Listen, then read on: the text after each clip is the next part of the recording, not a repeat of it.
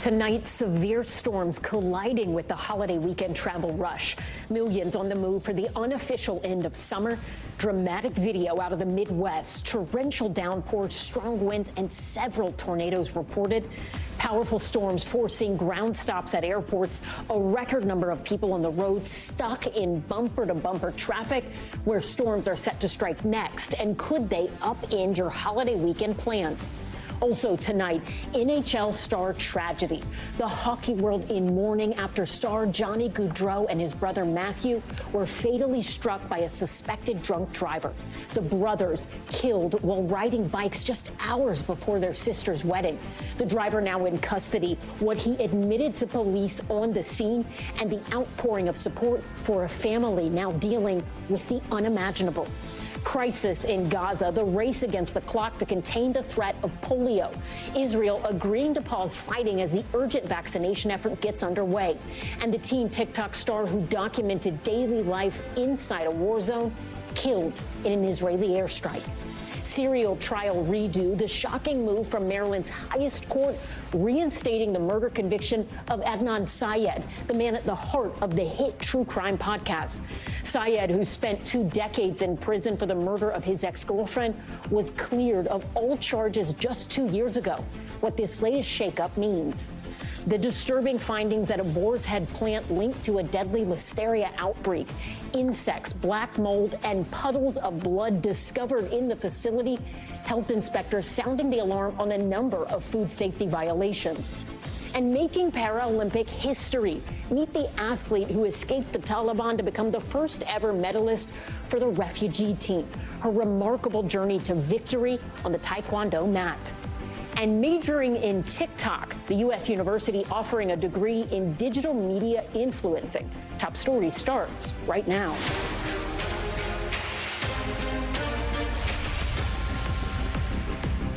Good evening. I'm Ellison Barber in for Tom Llamas. Tonight, the holiday weekend rush is well underway as millions of Americans hit the roads and the skies ahead of Labor Day. But nasty weather is already disrupting travel as a record-setting number of Americans are on the go. Right now, we are seeing major traffic from coast to coast. Here is a live look at Los Angeles and the New York City area. In the Midwest, violent storms ripping across the region, dramatically dropping visibility on the roadways. Drivers should prepare for rough conditions like this. Torrential rains and powerful winds slamming parts of the Midwest. Downpours in parts of Pennsylvania oversaturating the ground, leading to this massive sinkhole. Storms are taking aim all across the country tonight and throughout the weekend, and unfortunately, there is no relief in sight. Monday's trek back might be just as bumpy. The rough weather already creating chaos for air travel. Take a look at the top 5 airports for cancellations and delays at this hour. TSA says they plan to screen 17 million people this weekend. Rounds of storms will persist well into the holiday weekend. Meteorologist Angie Lassman standing by to time it all out. But first, we start tonight with NBC's Shaquille Brewster. Tonight, severe summer weather clashing with the Labor Day weekend travel rush. A tornado ripping through Minnesota yesterday, toppling trees and knocking out power to thousands. He shut the door and it went boom, boom, bang. I just heard boom, boom, bang. Yeah. I said, let's get the door closed. A mess on the roads in Pennsylvania, too. Flash floods causing this massive sinkhole. It's completely gone. I've never seen anything like that. Millions under threat as thunderstorms plow through major travel hubs, leading to flight delays at airports in Raleigh, New York, and Chicago. The turbulence was kind of bad. Across the country, more than 200 cancellations, over 5,000 delays. The anxiety level feels a little higher, so definitely taking a couple deep breaths. A record Labor Day travel weekend at Chicago's O'Hare Airport, where we spotted Olympic champion Simone Biles and her husband, Bears safety Jonathan Owens, who said they were headed home. Officials here say plan ahead. What do you suggest people do? Make your travel reservations early. Try to arrive early at the airports to give yourself time and patience as well. The travel rush extending to the roads with some relief at the pump. I'm Priya Sridhar here in Atlanta, where gas prices here are $3.26 per gallon. That's below the national average of $3.36, which is down almost 50 cents from this time last year. A holiday weekend blitz capping off a record-setting summer of travel. And Ellison, the TSA says it's expecting to screen some 3 million passengers across our nation's airports today alone, making today the peak day of travel nationwide. And airport officials are reminding passengers that it's not just delays inside the airport to worry about, but the congestion that you see outside. They're inviting folks in, suggesting that people take public transportation to get to the airport. That way you avoid the congestion that you see in those drop-off areas. Ellison? Shaquille Brewster in Chicago, thank you. For more on the Labor Day weekend forecast, NBC News meteorologist Angie Lassman joins us now live in studio. Angie, I know there are some severe weather threats popping up out there. What and where are you watching? Yeah, so good evening, Ellison. We're watching a couple of different locations, and that's going to be kind of the general story over the next couple of days for the weekend. We've got thunderstorm watches in effect across parts of Metro Detroit. We've got flood watches across parts of the Gulf Coast. Those are just some of the spots that we're already seeing some active weather. And as we get into tomorrow, it's more of the same, essentially. This is the area that we're going to be watching for the severe threat. 27 million people included in that, including Washington, D.C. and Pittsburgh. We'll be watching for those wind gusts to be the main threat. But the big picture look for your Saturday is heavy rain stretched from the interior northeast all the way down to the Gulf Coast, where we will once again be looking at a flood threat. Not going to be great travel across this region. The rest of the country honestly looks really quiet. We'll see plenty of sunshine. That's the story for that section of the country as we get into Sunday too. But notice it remains unsettled across the southeast. We'll kind of keep that rain in the forecast and really be talking about a weekend washout across the Gulf Coast. Meanwhile, some nicer conditions settle in for parts of the northeast, and out west we'll see above average conditions. But it's again the Gulf Coast here that we're really going to be watching to be difficult when it comes to travel over the next couple of days. This is something that we'll watch here, especially as we get into Monday with that holiday washout as folks try to travel home from this long weekend, Ellison.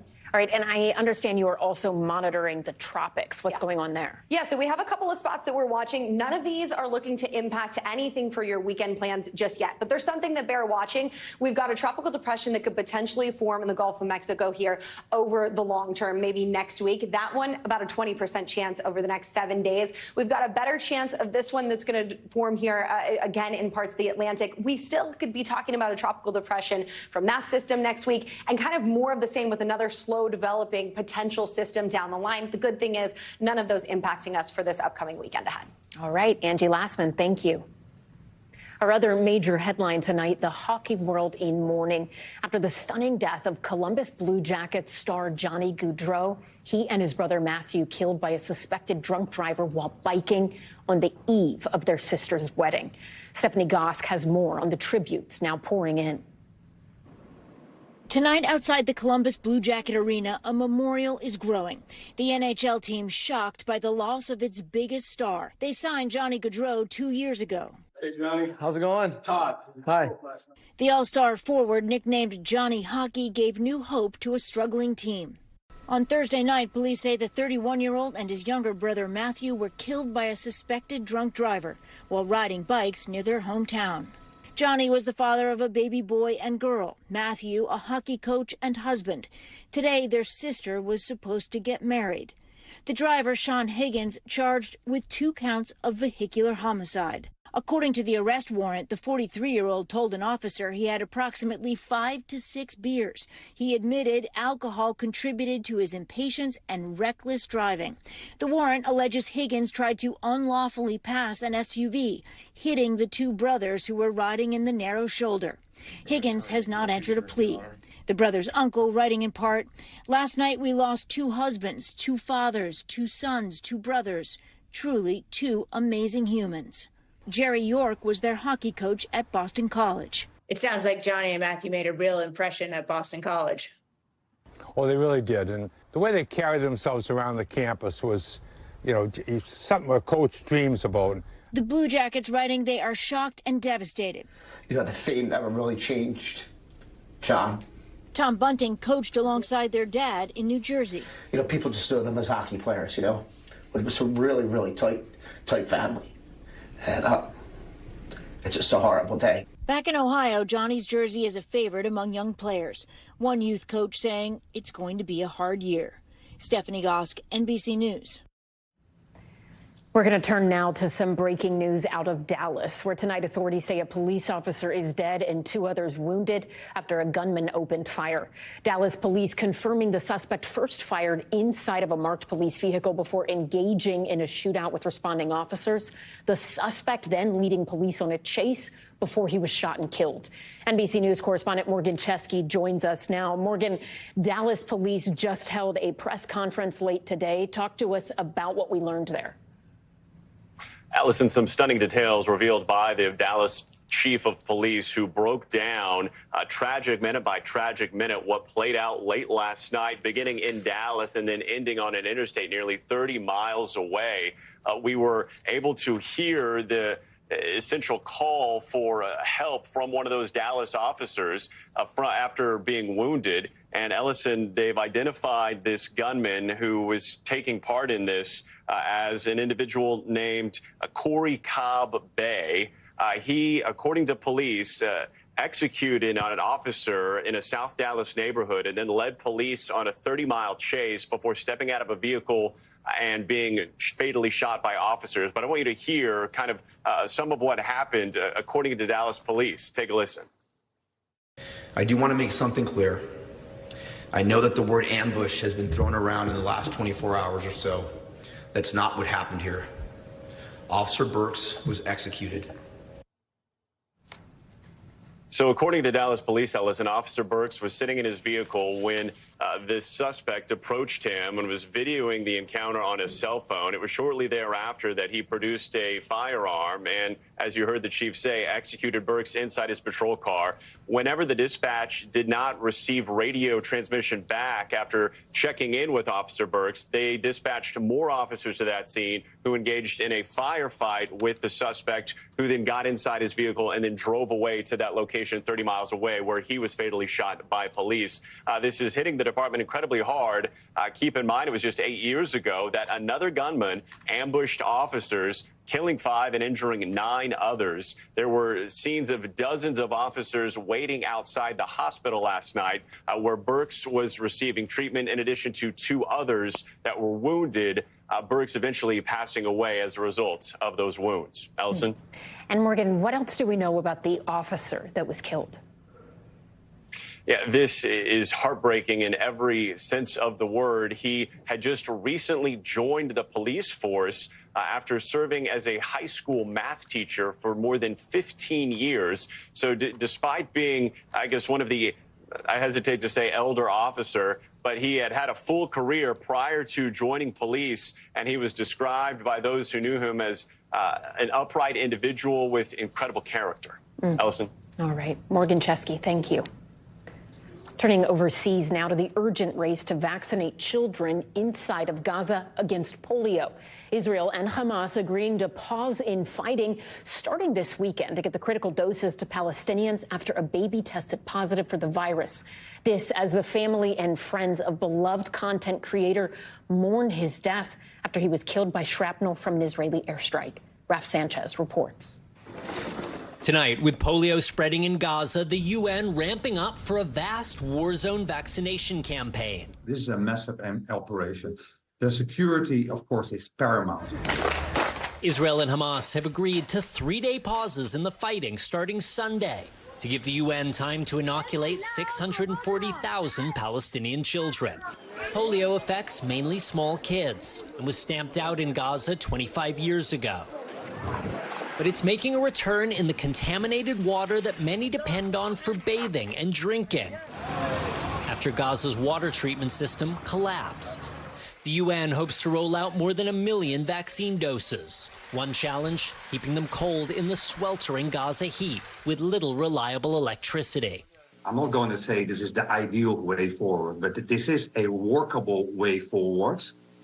Not doing anything would be really bad. We have to stop this transmission in Gaza. The campaign will come too late for Abdul Rahman, the first child in Gaza confirmed to have polio.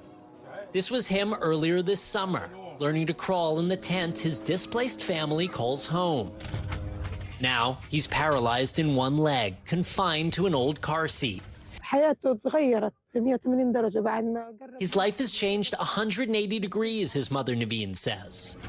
Doctors have now vaccinated his 9 siblings, but there's little they can do for Abdul Rahman, who was born just weeks before the October 7th Hamas attack and never vaccinated amid the chaos of war. And in Han Yunis, heartbreak for the family and friends of a young man who showed the world what life in Gaza is like. I try to make videos every day. TikTok creator Meadow Al-Halimi was killed after he was hit with shrapnel from an Israeli airstrike. I lost a piece of me, and it feels strange to live without him. His best friend Talal, a frequent collaborator in his day-in-the-life videos. Episode 1 of the Gazan Experience. Talal, any signal? He wanted to show the rest of the world how hard it is for us to live in a tent, for us to be displaced. Back in June, NBC News Digital profiled Halimi, who told our team he often stayed up until 4 a.m. just to upload his work. I am showing that us Palestinians are very resilient, and we're going to survive and live no matter what. His latest video posted just hours before his death. I went to the tent cafe to get connected to the internet, and I edited the video. Then I went live on TikTok. Talal says the airstrike hit while they were planning another video shoot on Monday. Halimi was rushed to Han Yunis's Nasser hospital, but died a short time later. He was very ambitious. He had a lot of dreams. He wanted to help people. That's why he had such followers and such friends and such family. Everyone loved him.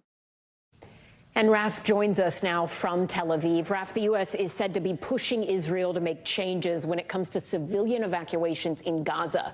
What are you hearing? So, Ellison, throughout the war, Israel has issued these evacuation orders where they basically tell Palestinian civilians get out of whole neighborhoods inside of Gaza because they're about to attack. The IDF says this is about getting civilians out of harm's way. But for many of these civilians who've been displaced multiple times, this is pretty traumatizing, being told grab what you can, get out of the area. It's not safe for you to be there. What the U.S. is telling Israel at this point is these evacuation orders have to stop while the vaccination campaign is underway because it is simply too disruptive. Thousands of people moving from place to place. The U.S., the UN wants these people to have access to these vaccinations when they are rolled out. So we will see if Israel heeds that American warning about the evacuation orders, and we will see if both Israel and Hamas abide by these pauses in the fighting. Ellison. Powerful reporting. Raf Sanchez, thank you. Now to power and politics and the growing backlash against former President Trump over his comments to Ardasha Burns yesterday, saying he opposes Florida's 6-week abortion ban. Trump also under scrutiny for promising to make the government or insurance companies pay for IVF treatments. NBC's senior White House correspondent Gabe Gutierrez has the details. Tonight, former President Trump bowing to pressure from conservatives, calling on him to oppose a ballot measure to overturn the 6-week abortion ban in his home state of Florida. So I'll be voting no. It comes after NBC's Dasha Burns pressed him Thursday, and he didn't give a clear answer. How are you going to vote on that? Well, I think the 6-week is too short. It has to be more time. I am going to be voting that we need more than 6 weeks. His campaign later tried to walk that back. I think all the president is saying is that he thinks that there should be more than 6 weeks. That caused a firestorm with anti-abortion advocates. It was discouraging and disappointing to hear the president really use talking points from really the abortion lobby. There are also mounting questions about Mr. Trump's new proposal regarding fertility treatments. For people that are using IVF, which is fertilization, the government is going to pay for it, or we're going to get or mandate your insurance company to pay for it. The Trump campaign is not providing details about how the pricey procedures would be paid for. An NBC News estimate puts the total cost at around $8 billion a year. All this as Harris, in her first extensive interview since President Biden dropped out of the race, defended some of her policy reversals since she last ran for the White House in 2019. My values have not changed. On immigration, she once raised her hand when asked whether the border should be decriminalized and said this about unauthorized crossings. I would not make it a crime punishable by jail. It should be a civil enforcement issue, but not a criminal enforcement issue. Now. Do you still believe that? I believe there should be consequence. We have laws that have to be followed and enforced, that address and deal with people who cross our border illegally.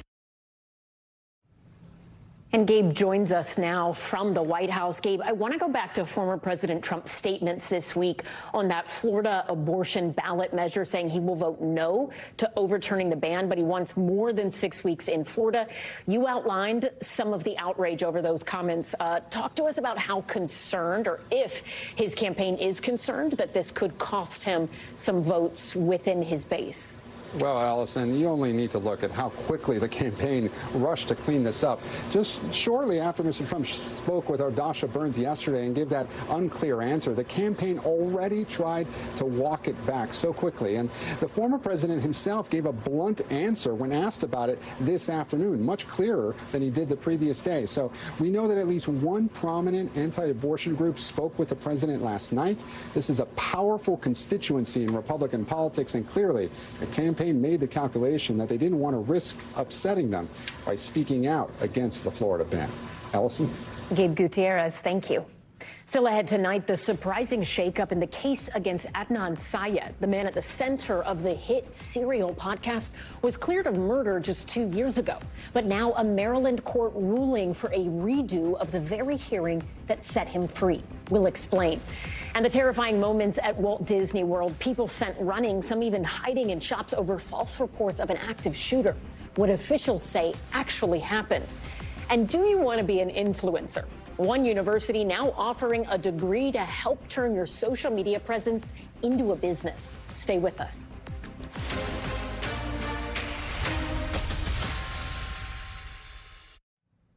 We're back now with the latest twist in the case against Adnan Syed, a case that gained global attention through the Serial podcast.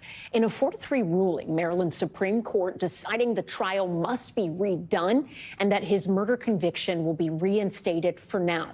Syed was first convicted more than 24 years ago in the killing of his high school ex-girlfriend, Heyman Lee. The new ruling coming just 2 years after prosecutors dropped all charges against him. To explain what this means, we're joined now by NBC News legal analyst Angela Cinadella here in studio. Angela, this probably was a surprise to a lot of people who maybe weren't following the little legal moments back and forth. But essentially what we had was the court ruling on an appellate court's decision, and they really were centering this around what they say prosecutors didn't do in terms of speaking with the victim's family, right? Walk us through what happened here. Yes, that's exactly right. So the Maryland Supreme Court here decided that both the trial court and prosecutors made illegal errors in not including the victim's family, not notifying them through this process. Now, it's not just that they were rude to the victims' families, but it's that according to Maryland state law, victims have to be included in any hearing that could potentially reduce the sentence of a defendant. So the first error here happened at the trial court when the judge held the first evidentiary hearing behind closed doors in judges' chambers and didn't include the victim's family.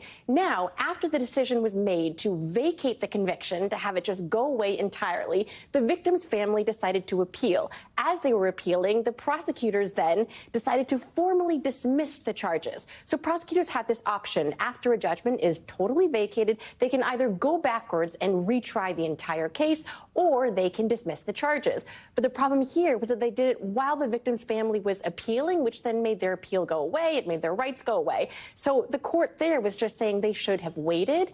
And so as a result, it's getting kicked back, rewound, just 2 steps there. Okay, so 2 questions for you. One, was this a pretty egregious error by prosecutors? Like, should they have known better to begin with? And 2, when we're talking about it going back to the lower courts, does that mean it is going to be beginning to end as if nothing happened prior to this moment? So first, in terms of egregious error, I think it was a very close Supreme Court decision. It was 4-3, and the dissent was very strong, saying this is ridiculous. It's obviously moot. It's obviously irrelevant. The evidence here still stands to have the conviction vacated. This is entirely procedural. Now, in terms of, though, what would happen next with regards to Adnan Syed and the actual conviction, there was almost no discussion with regards to that having to be retried or having his guilt questioned. Really, it just mentioned the procedural issues. And because when you look at why they decided to vacate, it's based on such strong evidence of new DNA testing that happened, also of evidence that was excluded and not presented to the defense. New prosecutors who came in 2022 decided to reinvestigate this case. You know, I really don't think that his future is in jeopardy. It's just going to take a little bit longer. So what happens to Adnan Syed in the meantime? Does he have to go back to jail while he waits? So what happens right now is it goes back to a different court, so not the first trial court, and that'll be up to the trial court's decision. That seems unlikely here, given that the threat to the community, et cetera, seems unlikely, and also that this process could take a long time again, because the Supreme Court here is saying that an appeal has to be heard prior to any decision to dismiss charges. So if that means that Syed has to stay in jail until charges are formally dropped, that could be a long process, which seems unfair to him, given that no decision was made about his conviction. All right, interesting stuff. Angela Sinadella, thank you as always. We appreciate it. Coming up, the foul findings at a Boar's Head facility, the disturbing violations at the deli meat plant linked to a deadly Listeria outbreak. Health inspectors discovered bugs, mold, and blood. What we're hearing.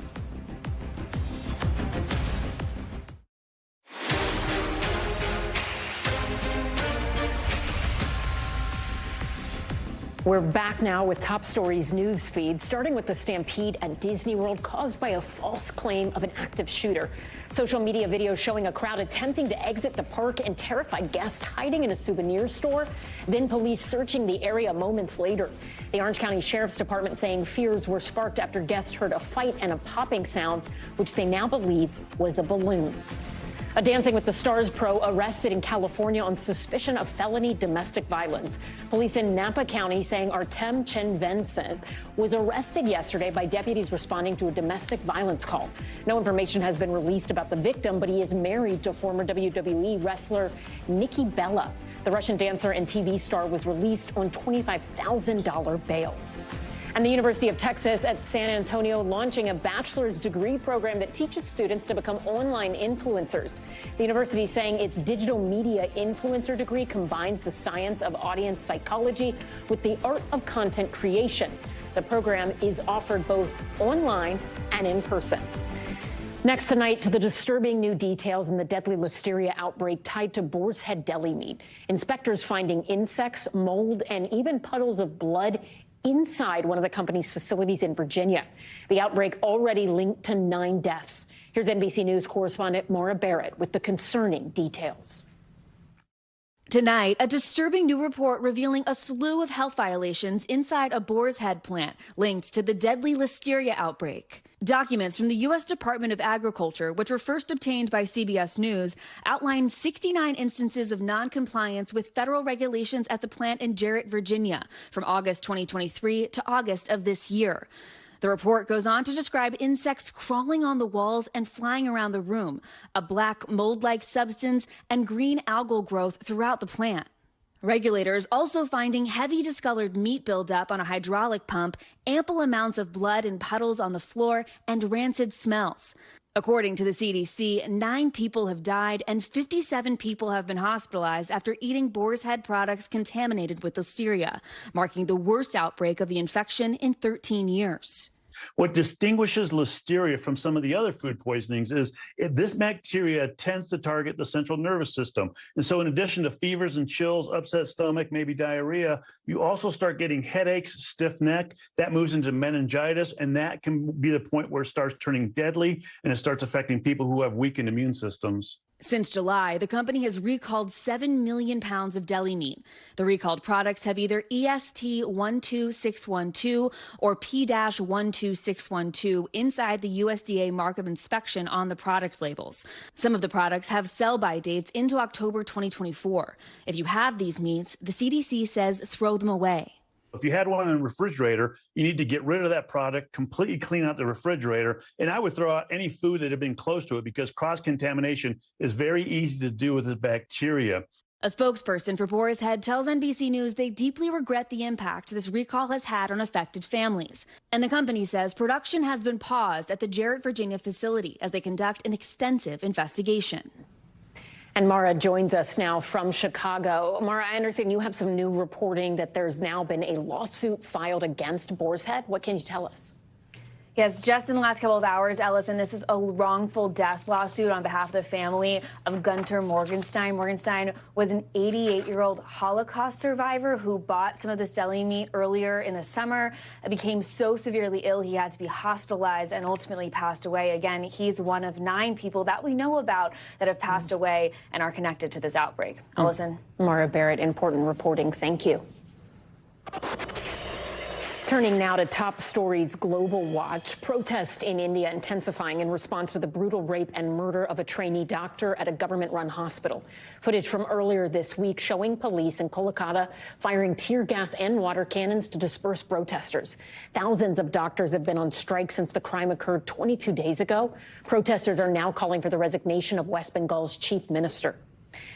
And the Brazilian Supreme Court ordering the suspension of the social media platform X after the company refused to comply with court orders. The move coming after a months-long feud between the platform's CEO, Elon Musk, and Brazilian Supreme Court Justice Alexandre de Moraes. The justice ordered the company to suspend dozens of accounts for allegedly spreading disinformation months ago. Musk denounced the order as censorship. We head now to Africa, and the vaccine rollout underway there to combat Mpox, formerly known as monkeypox. Cases of the virus are rising at an alarming rate. The Democratic Republic of the Congo has seen a suspected 18,000 cases and recorded more than 600 cases so far this year. Nigeria now receiving 10,000 vaccine doses from the U.S., the first African country to obtain those shots. For more on the state of the Mpox health emergency in Africa, we're joined now by Dr. Jean Kasaya, the Director General of the Africa Centers for Disease Control and Prevention. Dr. Kasaya, thank you so much for joining us. We really appreciate it. Let's just start with the severity of what is happening with Mpox in Africa in the region right now. Talk to us about what you were seeing. What is the most concerning aspect to you? Thank you so much for having me. I'm currently in DRC, where I came to meet leaders and also to discuss with communities, to go to visit some people who are affected. Yes, Mpox is a reality. Yes, Mpox is severe in DRC, and on daily basis we are reporting cases. And currently we have around 22,000 cases in Africa, and as you said, around 18,500 cases in DRC. Yes, we have also some countries, in addition to the 13 countries that we are reporting, we have 2 additional countries. They say they have suspected cases, but they don't have a machine to confirm these cases. It means the outbreak is really moving, and we have so many countries affected. 10,000 doses of vaccines, as we mentioned, arriving in Nigeria this week, but it really seems like that is a drop in the ocean of need. Your organization has estimated that 10 million doses is what is actually needed in Africa. Why has there been such a delay getting Mpox vaccines to the continent? And when do you expect there to be enough vaccines to meet the demand in the DRC and in other countries on that continent? I believe that the world didn't listen from the COVID lesson. Let me remind you that in the early days of COVID-19, the virus was not immediately recognized as highly deadly or globally disruptive. Now, it's the same issue that is happening with Mpox. This is why Africa CDC took the proactive measure to read all data, to analyze data, and to make the decision to declare the public health emergency of continental security, followed by WHO a day later. Why the vaccine is not available? Because first, this vaccine is not manufactured in Africa. And second, because when the vaccine was manufactured, Western countries, they kept that for themselves. They didn't even share some doses to Africa. And today, we are facing this huge stock out of vaccine, even if there is some commitment to increase production. We already secured around 3.6 million doses, 3 million coming from Japan and 600,000 coming from Bavaria Nordic. But this one is still far from what we need exactly in Africa. And we are calling from our partners to come to join us to give more vaccine to Africa and to do the transfer of technology for Africa to start to manufacture also this vaccine. That will decrease the price and will increase availability. Talk to us a little more about that, because I remember during the COVID-19 pandemic, there was this discussion of saying, okay, well, if, and this is going to be a non-medical way to describe it, but basically, if you would share that recipe with other countries, we could manufacture more and we could do it faster when there is a global need. Do you feel like that is something that could happen here, that this could be shared, the recipe, if you will, with different organizations or different countries inside of Africa where manufacturing could speed up that way? Or do you think it really is just going to be a situation where the ones that's already been made, those that have been developed, it should just be passed on? This is what we don't want to hear from our partner. And we started to negotiate with this company called Bavarian Nordic, and we signed even a joint statement where they say they will be the transfer of technology to African manufacturers. Even we already selected this African manufacturer that can benefit from this transfer of technology and to start to manufacture the vaccine. We believe that this one will become a reality because all of us were engaged. And we want also to say clearly to our partners, we need more vaccines for many reasons. The first one, our surveillance system is not strong enough. It means the number of cases we are giving you is just the peak of iceberg because we don't know exactly how many cases we have in Africa. We are not reporting based on the weakness of our surveillance system. The second one, we don't have machines to do the testing. You can imagine we have countries, the testing rate is still 18%. I was talking with a minister a few days ago. He was telling me we have suspected cases, but we cannot confirm. This is why we cannot declare the outbreak. And when you have this kind of context, you have to vaccinate so many people, target a number of groups to stop this outbreak. This is why we need so many vaccines in Africa now.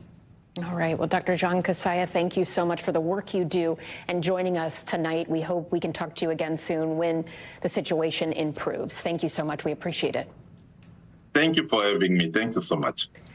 When we come back, from tragedy to triumph, the Paralympian who fled the Taliban now taking home a historic medal for the refugee team.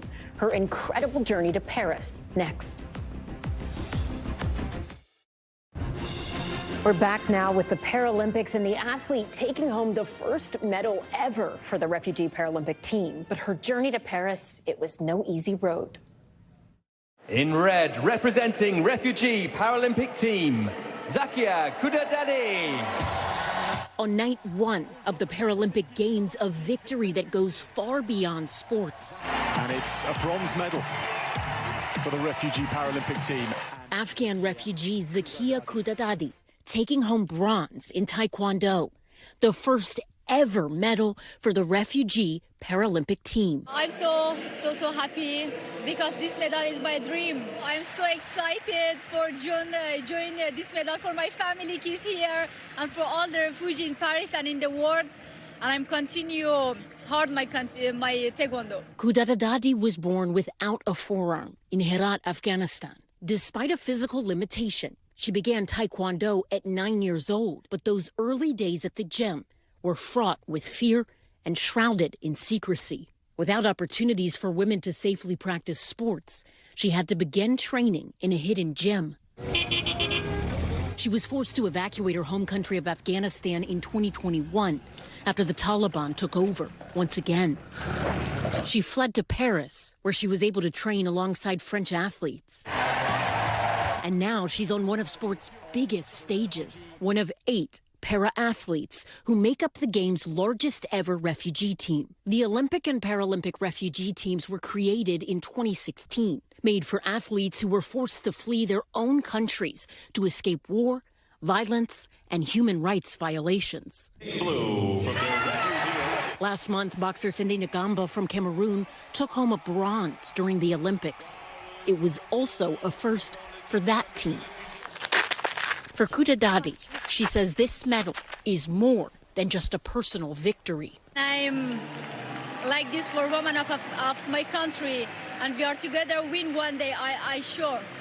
And I'm continue for women of my country. From a hidden gem to the world stage, Kudadadi showed what these games are all about.